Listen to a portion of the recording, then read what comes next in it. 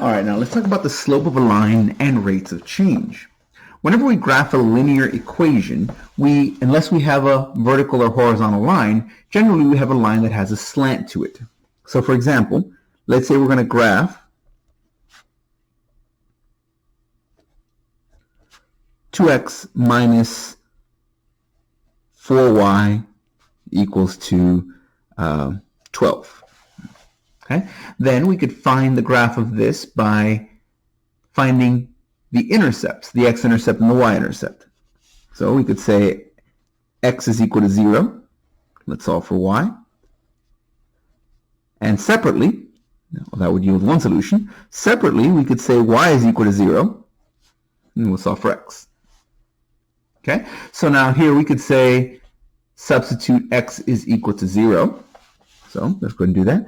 Let's set x equal to 0. 2 times 0 is 0, so that's gone. And leaves you just your minus 4y is equal to 12. If you divide both sides by negative 4, that gives you a y by itself. 12 divided by negative 4 is negative 3.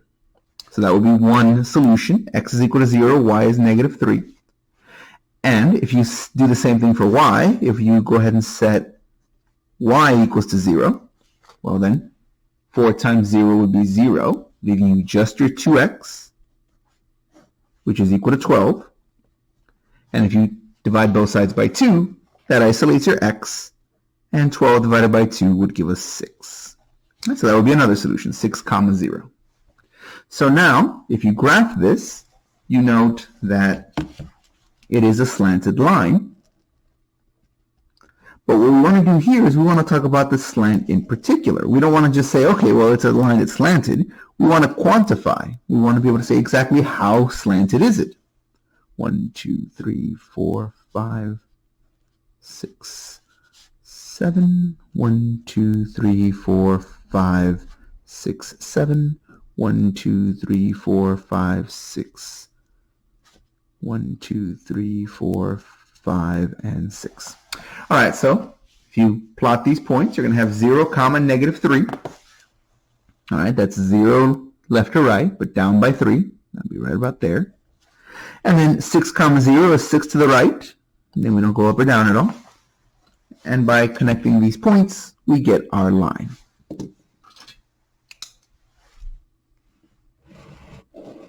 Okay, now, when we talk about how slanted a line is, intuitively we can think of how quickly it goes up or down. If this line goes up very quickly, very sharp and very steep, well then it's got a very big slope. If it barely goes up at all, then it's got a much smaller slope.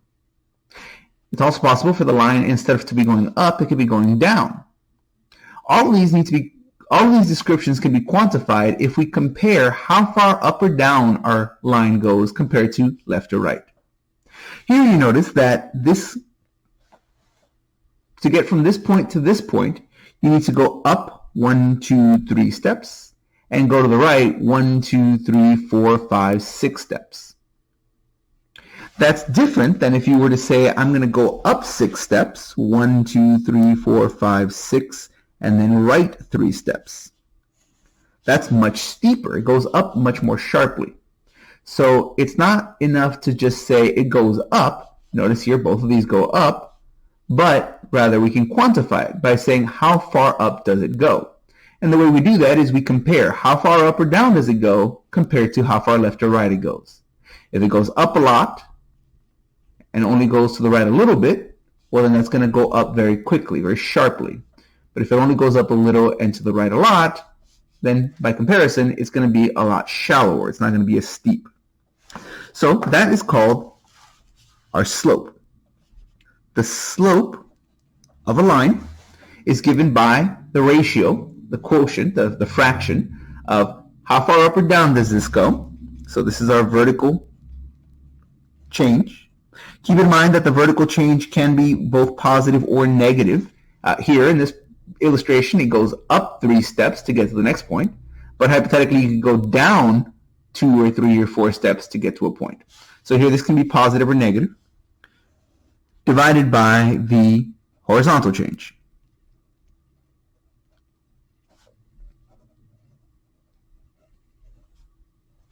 Now keep in mind, the vertical position of a graph is given by the y-coordinates, and the horizontal is given by the x-coordinates. So that brings us to the slope formula. This formula allows us to find the slope between any 2 points. The slope formula is m. Why m? I'm not actually sure. M is a standard symbol for slope. Obviously, it's not named in the English language. It must be whatever language this was originally named in. It must have started with the letter M. Math has been done in all parts of the world for countless centuries, and well, not everything is in the native English language, right? Not everything is originally in the English language. So whatever language it was in, it started with an M. And here our slope is given by our vertical change, which is given by how far you go along the y-axis. Notice here you ended up at y is equal to 0, but you began at y equals to -3. So the distance between those gives you the distance that you traveled vertically. So the way we write that is we write y2 minus y1, meaning you want the y value of the second point, the one you're going to get to, minus the y value of the first point, the one you started at. And then the horizontal change, well, verticals along the y-axis, horizontals along the x-axis. Here we're going to say x2 minus x1. And again, what that means is take the x value of your second point, of the one you're going to get to, minus the x value of the first point, the one that you started at. So, for example, let's say we want to find the slope, and incidentally, we don't actually need the graph. We just need to know what the points are. So even if you're not given the full graph, as long as you know what the 2 points are, or as long as you can find 2 points yourself, that's all you need. So here we want to find the slope of the line that passes through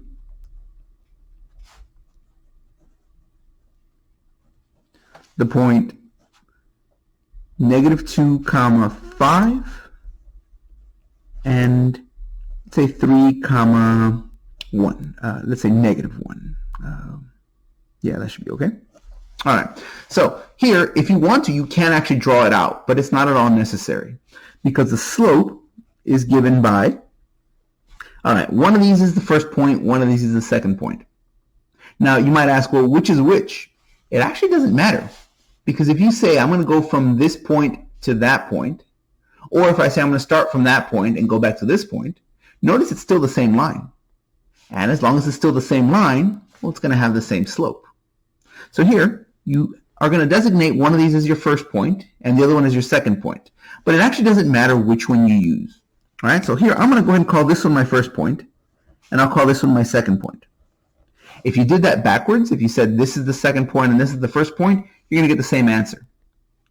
It's an arbitrary choice. But once you make that choice, once you say this is the first point, you have to use that as the first point for the whole problem. If you switch halfway through the problem, you'll end up with the wrong answer. So here the slope is going to be y2 minus y1, y2 minus y1, divided by x2 minus x1. Okay, well, y2 means go to the second point and write down the y value. Remember, x and y. Okay, so that's going to be -1. Minus y1 means go to the first point and write down the y value. So notice that's y2 minus y1 over, and down here you're also going to have the difference of 2 things. Those 2 things are going to be in order. x2, the x value of your second point, so that's the number 3, minus, so there's that minus, x1 is the x value of the first point, which is a -2. Notice that minus comes from the formula, whereas this minus comes from the fact that that number is a negative. So those are 2 different minuses. So minus a minus is going to be plus. Right? Subtracting a negative is the same as adding its opposite. So this is going to be -1 minus 5. That's -6. Here that's going to be addition. So 3 plus 2 will give us 5. And there we go. The slope of the line that passes through those 2 points is negative 6 over 5. What that means is, to go from this point to that point, we'd have to go down 6 and right by 5. Whenever you have a slope, remember the top number always gives you a vertical change, how far up or down you go. The second one gives you the horizontal change, how far left or right.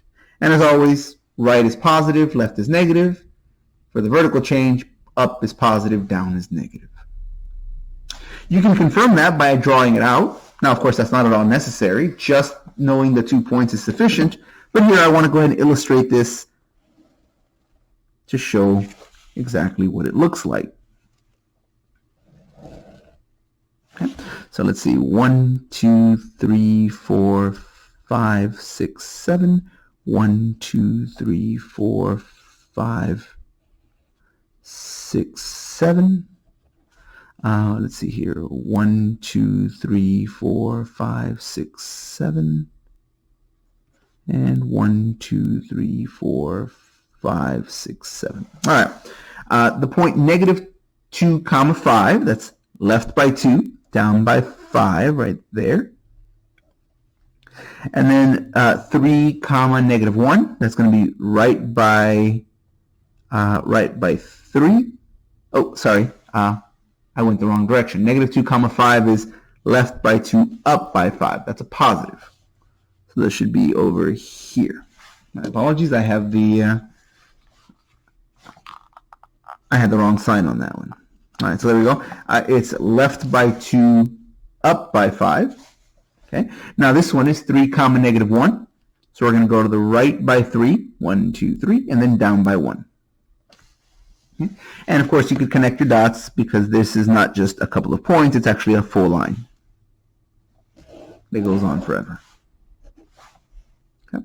So now you note that to go from this point to that point, we went down 1, 2, 3, 4, 5, 6. No, down 6. And then we went to the right 1, 2, 3, 4, 5. Yeah, negative 6, comma 5. One important thing to note is that there's nothing special about these 2 particular points on the line. The slope will apply to every pair of points on the line. So for example, if I want to go from here down to another point, I can just keep going. Let me go down 6 more steps. Let me go down 1, 2, 3, 4, 5, 6. Okay? And then I can go right by 1, 2, 3, 4, 5. And there we go. That's another one. So it's not just between these 2 points. It's for any point on the line. If I go down by 6 and right by 5, I'm going to get to another point. And from there, I can do it again. Down by 6 and right by 5. And again and again and again forever. So this will give me not just those 2, but the slope for any 2 points. Since the points themselves don't matter, it's a property of not the individual points, but the line itself, which is why we don't say find the slope of the points or find the slope using the of these points here, but rather the slope of the line, because it doesn't matter what the points themselves are. We could have chosen other points. It's a property of the line that the points are resting on. Okay, so go ahead and give this a try. You don't need to graph this. You can do it entirely using the formula. Find the slope of the line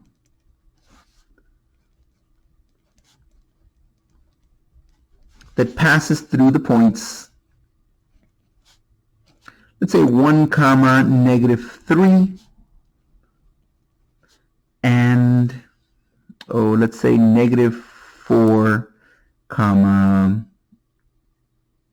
positive 4. That should be fine. Go ahead and pause the video, take a moment, and find the slope. Once you have that result, go ahead and unpause and we'll confirm that together.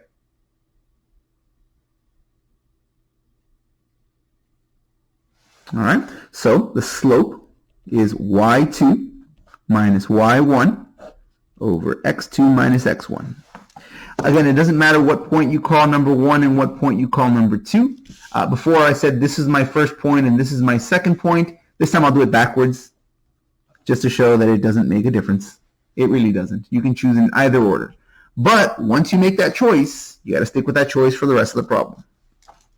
Which is why I suggest you actually label it 1 and 2. That way you don't accidentally forget and get them mixed up throughout the problem. All right? So y2 means from your second point, get the y value. Okay, well that's a negative 3. Minus, notice I'm just going to go ahead and fill in some blanks. That's something minus something, something minus something. All right, now y1, that's from your first point. Grab the y value, so that's a 4. x2, from the second point, grab the x value, that's a 1. And x1, go ahead and from the first point, grab the x value, which is negative 4. Negative 3 minus 4 is negative 7. And then 1 minus a minus, that's plus. 1 plus 4, that'll give us 5. So that's it. Our slope is the number negative 7 over 5. Which means to go from this point to that point, you would go down 7 steps and right by 5. If you did it the other way around, if you said this is point number 1 and this is point number 2, what you would have gotten is positive 7 over negative 5. But remember, a negative divided by a positive or a positive divided by a negative, that's the same thing. Right? As long as you have a negative on either the numerator or the denominator, that's going to be a negative number. So either way, that's fine. You can think of it as a decimal. So for example here, this is what I get if I call this number 2 and I call this number 1. If I do it the other way around, let's say I did it this other way around. Let's say I said this was point number 2 and this was point number 1. Then my numbers would be backwards. And I would have let's see, I would have 4 minus a negative 3 over. I would have negative 4 minus 1. And that numerator would now be positive 7. And the denominator would be negative 5. But here, even though that looks a little different, it's exactly the same thing. Because if you take 7 divided by 5, you're going to get 1.4. Oh, but it's negative divided by a positive. Okay, so negative 1.4. If I take 7 divided by negative 5, well, that's 1.4. But again, a positive divided by a negative, okay, so it's a negative 1.4. So here, even though these look a little different, 7 over 5, that's 1.4. A negative divided by a positive or a positive divided by a negative, either way you get a negative. So it doesn't actually matter if the negative is on top or on the bottom. These are the same answer. So either of these is fine. Incidentally, we generally don't change these to a decimal because, again, since it's supposed to be since the slope is supposed to give you a ratio of vertical over horizontal, writing it as 1.4 erases that information. Right? Here, you can think of the numerator as a vertical distance. You can think of the denominator as a horizontal distance. But if you write it as 1.4, well, you no longer have a vertical over a horizontal. You just have a single number. Even though it means the same thing, this is a little easier to work with and a little easier to visualize. Right? Now, when we started the section, we mentioned something about rate of change. What's a rate of change? A rate of change is a slope. Okay, so what's the difference? Just the label. Rate of change is just another name for slope. However, you'll often see rate of change whenever you deal with applications. So even though they're computed exactly the same way, the difference is the language is used at different times. So a slope is the same as rate of change. The difference being not how you compute it, not what they mean, but the context. We use slope whenever we're talking about equations, whenever we're talking about points. We talk about rate of change whenever we talk about applications of things. So, as an example of that, consider the following graph. Here we have the height progression of a 5-year-old child. So, at 5 years and 0 months, the child was 109 centimeters tall. After a month, that child is now 110 centimeters tall. Another month after that, they're still 110 centimeters tall. And here we record their height for the next year, from 0 months all the way to 11 months, just shy of their 6th birthday, right? So now, notice that sometimes their growth is a little faster, a little slower. Sometimes it grows some, and other times it stays the same for a month. But overall, there's a trend right here. This dotted line represents the average of the rate of change. The what now? Basically the slope. If you pick any 2 points here, for example, this one and this one, you can compute the slope between those 2 points. You compute the slope of these 2 points. However, it's often less useful to compare the rate of change between any 2 individual points. You're oftentimes going to care about a trend over a longer period of time. This can be used to monitor the growth of anything, whether it be a person, an animal, a plant, or a business. You could talk about profits and costs over time. So this line is called the line of best fit. That's not something we discuss right now. If anyone takes a statistics class or in some more advanced business classes, you'll learn statistics within those classes, and you'll talk more about how to find that. For now, it's just a line that's been given to you. And the question is, find the rate of change of the child's growth. Okay? Now, again, rate of change means the same thing as slope, but it's used in the context of an application, of a physical problem.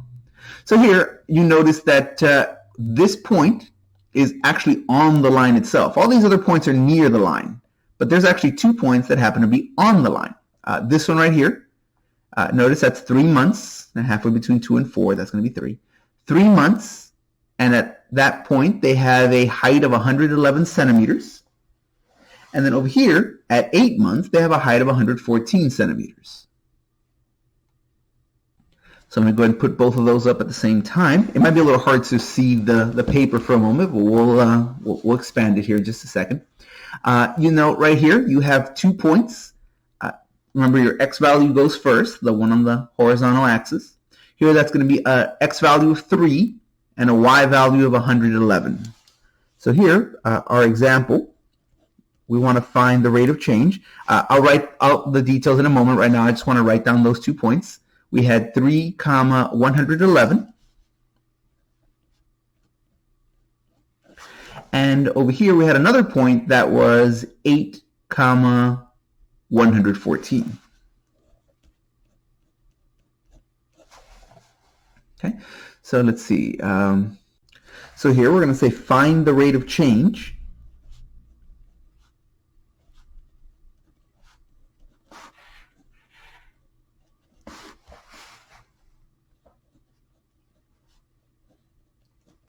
Of the child's growth. And again, this is the average over time given by the line of best fit. All right, so how do we find the rate of change of the child's growth?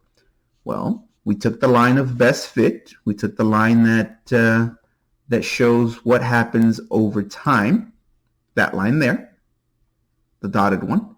And then we can take points that are on that line, we only need 2 of them, and we can compute the slope of that line.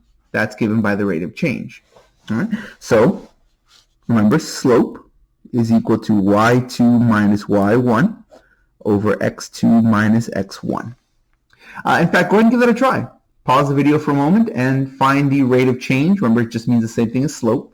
Find the rate of change of the child's growth. Once you have a result, go ahead and unpause and we'll go through it together.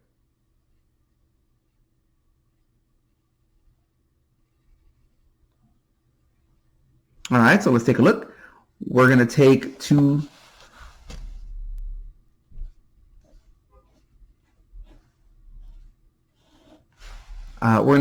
quantities, and we're going to subtract them there, y2 minus y1. And in our denominator, we're going to do the same thing with x2 and x1. So y2, I need to choose one of these as point number 1, and the other one is point number 2. So I'll do this one as 1, and this one is 2. Again, it doesn't matter which choice you make. If you do that backwards, you'll still get the same answer, but you do have to make a choice. Y2 is the y value for my second point, so that's going to be 114. And y1 is the y value for my first point, which is 111. x2 means go to my second point and grab the x value, which is 8. And x1 is go to the first point and grab the x value. That's going to be 3. And when you simplify those, 114 minus 111, that's just the number 3. And the denominator, 8 minus 3, must be 5. So the rate of change of the child's growth is 3 over 5. Now keep in mind, these are not just arbitrary numbers. These are measurements. They mean something here. So if you go back to the graph, you'll note that the y value represents height in centimeters. It represents the number of centimeters of the child's height, whereas the x value represents the months since their 5th birthday. So the number of months that have passed by. So if we come back over here, this is 3 along the y-axis. Well, that's going to be 3 centimeters. Here, this is 5 along the x-axis. So that's going to be 5 months. So whenever we have an application, we don't just give a number. That number is meaningful. So we label that. So here, we're going to answer this. What is find the rate of change of the child's growth. The rate of change is 3 over 5, or you can just say 3/5 as a fraction. Either way, it's written the same way. You can either say 3 divided by 5, or you can just say 3/5. It's written the same way. The rate of change is 3/5. Now, this is the number of centimeters over the number of months. So here, we write this as centimeter per month. So what that means is that over time, the height is going to change 3/5 of a centimeter per month. It's not quite a full centimeter every month. It's just a little bit less. It's 3/5, 0.6 if you want to write it as a decimal. 3/5 of a centimeter per month. Notice that the rate of change is giving you how quickly one variable changes with respect to another. That's what slope always gives you. It tells you how quickly you change vertically over horizontally. But here, with an application, you will have labels other than just vertical and horizontal. Here you have centimeters per month.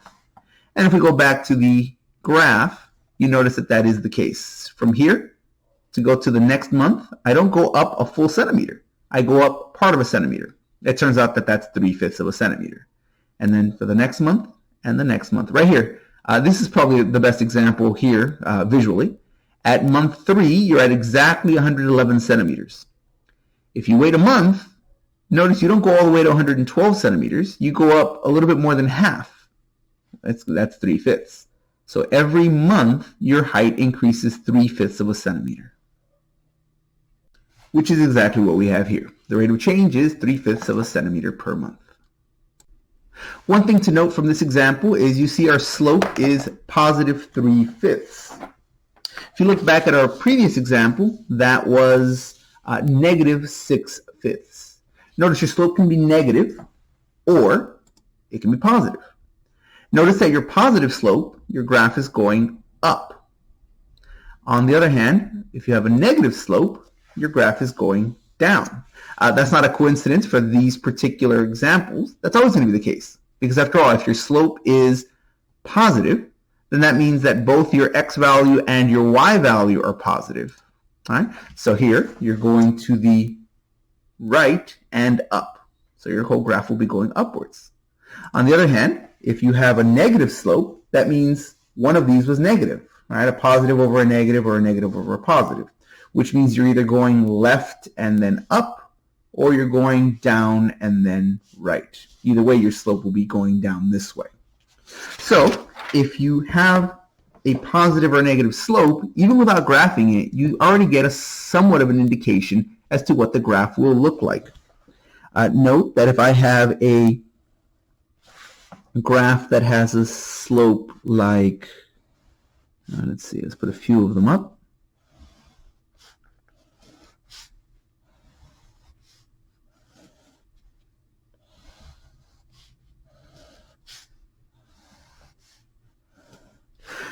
If I have a line that looks like this, that is going up.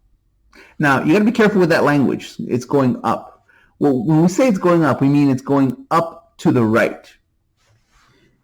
If I drew this line right here, depending on your point of view, you might say this goes up as well, right? Because if I start from down here, it would go up this way.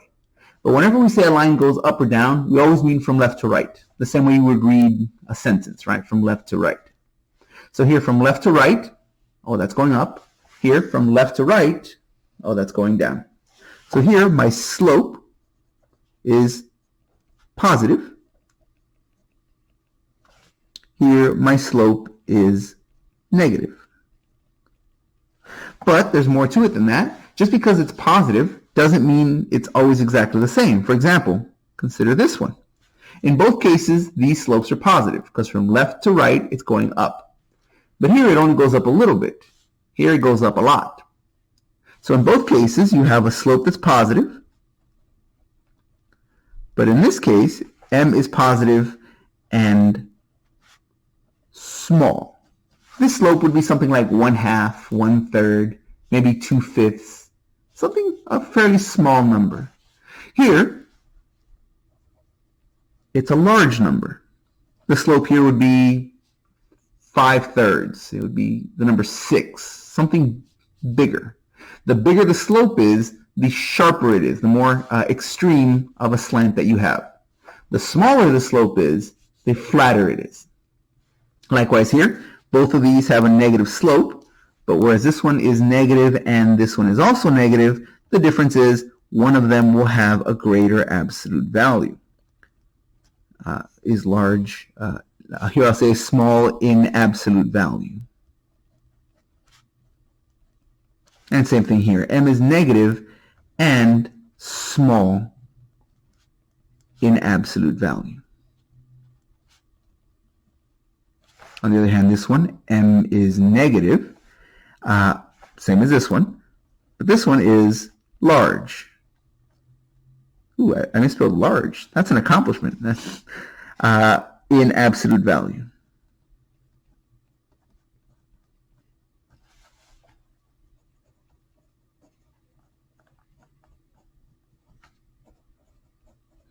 Anyone can misspell difficult words. It takes talent to misspell the word large. Yeah?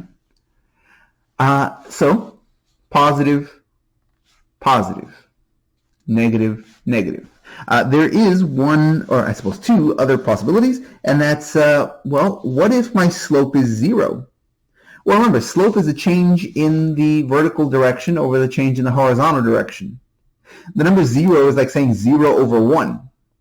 Well, if my numerator is 0, that means I never went up or down at all. So, going left to right, you don't go up or down. It's just perfectly flat. So in this case, m is 0. And it doesn't matter where that line is. It can be a flat line up here or down here. As long as it's flat, as long as it's horizontal, then your slope is 0. Now, that's what happens when your numerator is 0. 0 over something is all 0. But if your denominator is 0, something over 0 is undefined. Remember, division by 0 is not defined. So, what would that look like? If m is undefined, well, that means that your denominator is 0, which means you're not going to move in the horizontal direction. You can go up and down, you just can't go left or right, which means you have a vertical line. So these two are different from most lines you'll ever see. If a line has a slope of 0, then that means it is horizontal. And if a line is vertical, that means it has an undefined slope. It's not that we don't know what the slope is, it's that it doesn't have one.